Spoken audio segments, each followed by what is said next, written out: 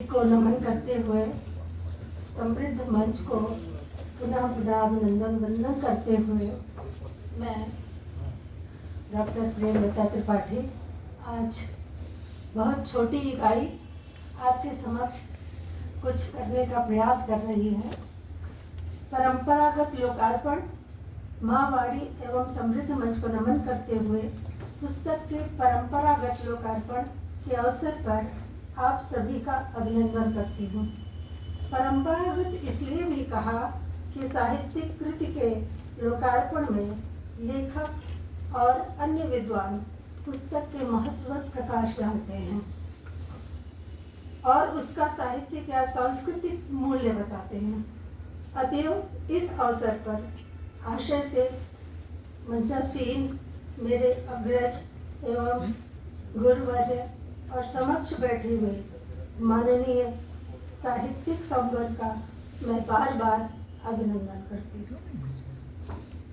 जैसा कि हमारे गुरु आदरणीय आचार्य हरिशंकर मिश्र जी की उक्ति है कि सत साहित्य वही है जो कीर्तिकर और प्रीतिकर हो। मैं इस अमूल्य मार्गदर्शन को आत्मसात करते हुए आगे बढ़ रही हूँ। जहाँ तक हो मेरा प्रयास रहता है कि अभी तक मैंने प्रीतिकर उदात्त चरित्र को ही अपने अध्ययन का विषय बनाया है और कीर्तिकर है या नहीं यह आप सभी को लोकार्पित करने के बाद आप उसको सुनिश्चित करेंगे कि उसमें क्या है। अब लोकार्पण की यह यात्रा 2019 से आरंभ हुई है। बहुत दिन नहीं बीते हैं इस कड़ी में। इससे पूर्व अप्रैल 2022 में प्रथम खंडकाव्य कामोदप्रिया शकुंतला श्रृंगार छंद में श्रृंगार प्रधान खंडकाव्य के पश्चात मैं मध्य में गीत संग्रह, दोहा संग्रह, दो कृति राजभवन महामहिम आनंदीबेन पटेल के कर कमलों से लोकार्पित होने का सौभाग्य हुआ।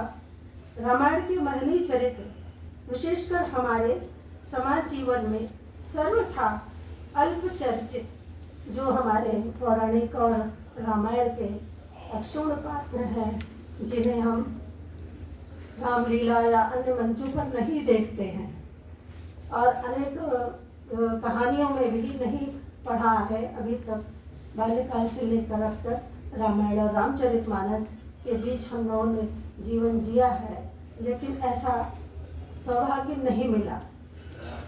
10 फरवरी वर्ष 2024 में गुरुवर ने श्रुत कीर्ति नाम दिया। नाम तो मैं जानती थी कि राम के विवाह के समय सीता माँ के 3 बहनें और थीं जिनका विवाह साथ में ही हुआ था। मैं बड़ा सुखद महसूस करती थी, लेकिन जब उनके चरित्र को पढ़ने का और जगह जगह से उसका हमें अध्ययन करना पड़ा, निकालना पड़ा, तो मुझे बड़ा आनंद आया।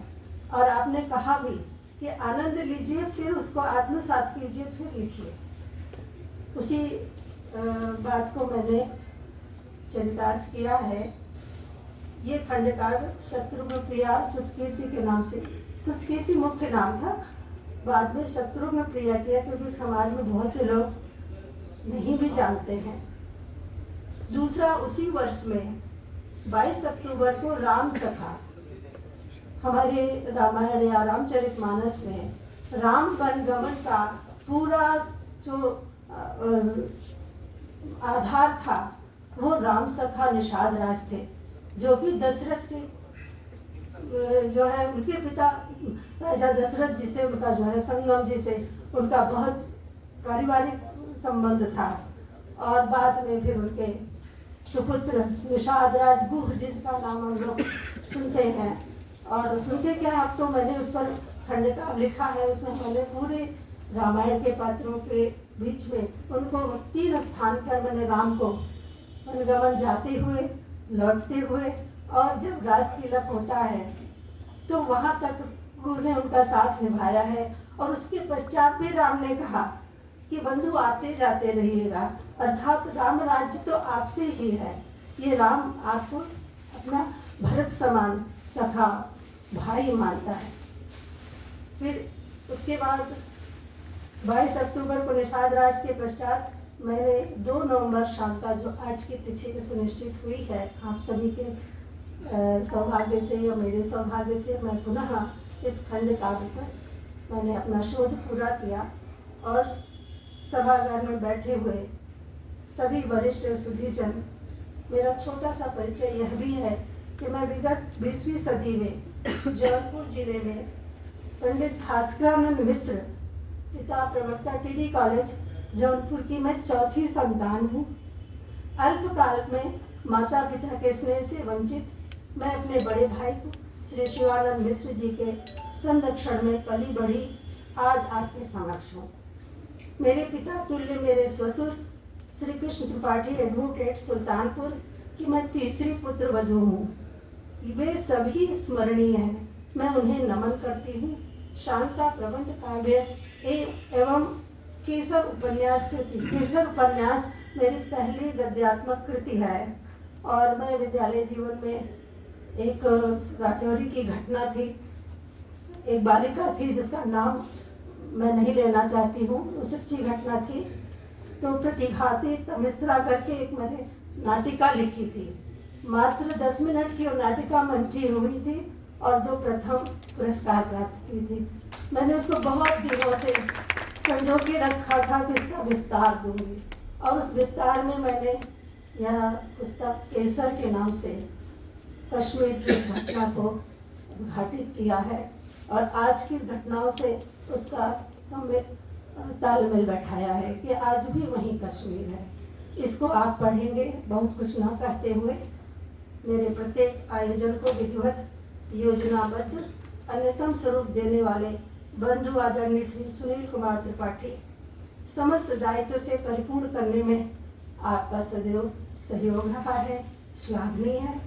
एक बार पुनः सभागार में उपस्थित माननीय वरिष्ठ साहित्यिक मनीषियों का अभिनंदन करती हूँ। मेरे जीवन के प्रत्येक लक्ष्य को पूरा करने में सदैव हृदय से सहयोगी आदरणीय श्रीमान त्रिपाठी जी को सप्रेम साधुवाद करते हुए अपनी वाणी को विराम देती हूँ। और आज हमारे अध्यक्ष माननीय घनानंद पांडे जी का जन्म दिवस है। मैं आप लोगों से हृदय से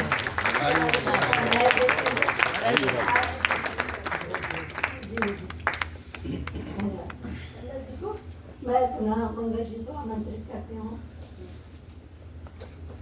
धन्यवाद डॉक्टर प्रेमलता जी और मित्रों।